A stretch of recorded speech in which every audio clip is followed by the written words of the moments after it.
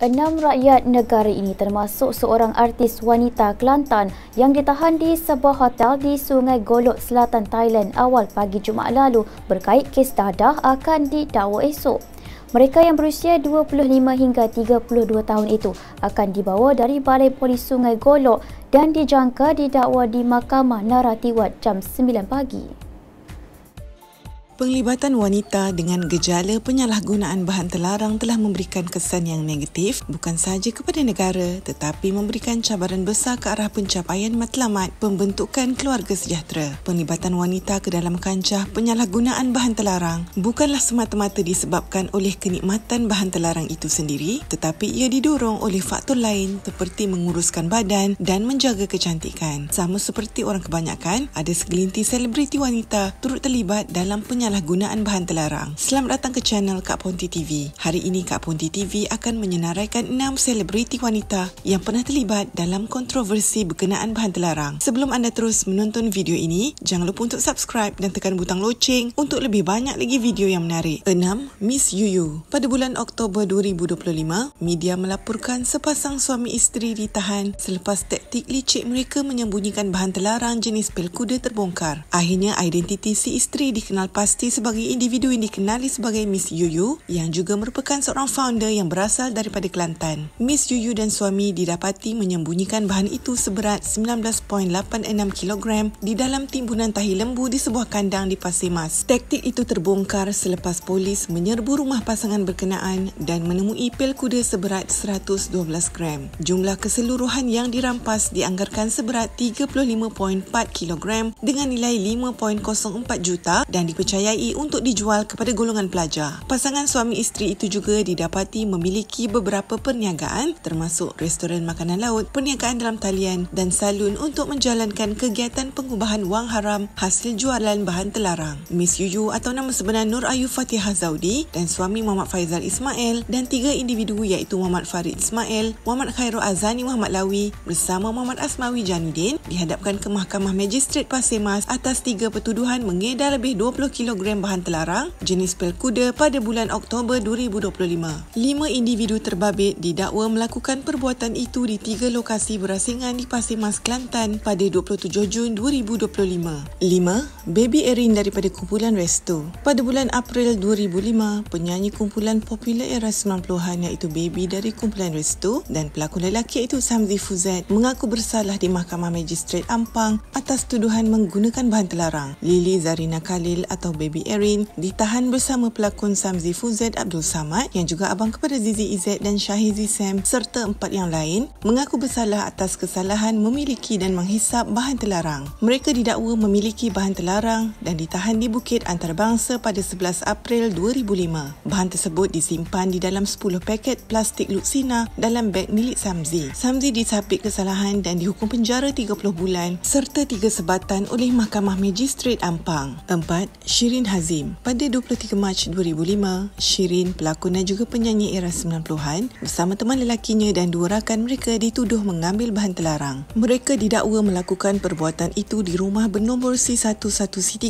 Pangsapuri Subang Villa Ehsan, Taman Seri Subang pada pukul 2 pagi 15 Mac 2005. Pada bulan Mei 2009, Shirin melahirkan rasa lega dan bersyukur setelah Mahkamah Magistrate melepas tanpa membebaskannya daripada 3 pertuduhan mengawal dan memiliki bahan terlarang 4 tahun sebelum itu. Shirin yang pernah popular dengan berlakon beberapa drama seperti Menantu Mami dan filem Putera serta merakamkan album solo berjudul Rahsia Cinta pada tahun 1992 kelihatan tenang semasa ditemui di perkarangan mahkamah. Selepas tragedi hitam itu berlalu, Shirin merayu kepada penerbit dan pengarah supaya memberinya peluang kedua untuk berlakon. 3. Zarina Anjuli. Orang cakap aku gambar viral kat balai apa semua.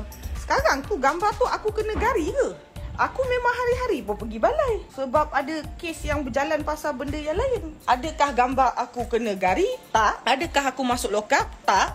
Sebab clearly aku non-stop live every jam. Isnin pun aku buat story, aku buat live. Bila masa aku kena reman? Gambar aku kena gari ke? Aku kena reman ke? Kalau aku kena reman, kau ada bukti aku kena reman, aku bayar kau RM1,000. Ni janji aku. Pada bulan Jun 2021, seorang selebriti wanita ditahan kerana disyaki terlibat dengan penyalahgunaan bahan terlarang di sebuah rumah di Nilai. Ketua Polis Daerah Nilai, Superintendent Muhammad Fazli Abdul Rahman berkata, wanita berusia 34 tahun itu ditahan oleh sepasukan ibu pejabat Polis Daerah Nilai yang membuat serbuan di rumah berkenaan. Selebriti itu dibawa ke Pejabat Narkotik IPD Nilai bagi tujuan saringan awal air kencing. Keputusan mendapati wanita itu positif bahan terlarang. Akhirnya identiti selebriti tersebut terbongkar apabila Farah Mendoza memberikan bayangan bahawa selebriti tersebut ialah Zarina Anjuli atau Anju. Anju juga mengakui bahawa itu adalah dirinya dan mengambil kesempatan dengan membuat review berbayar sementara namanya sedang tular. Akhirnya pada bulan Mac 2022, Magistrate Seremban menjatuhkan hukuman denda RM4,000 terhadap Anju atas pertuduhan memasukkan bahan terlarang ke dalam badan.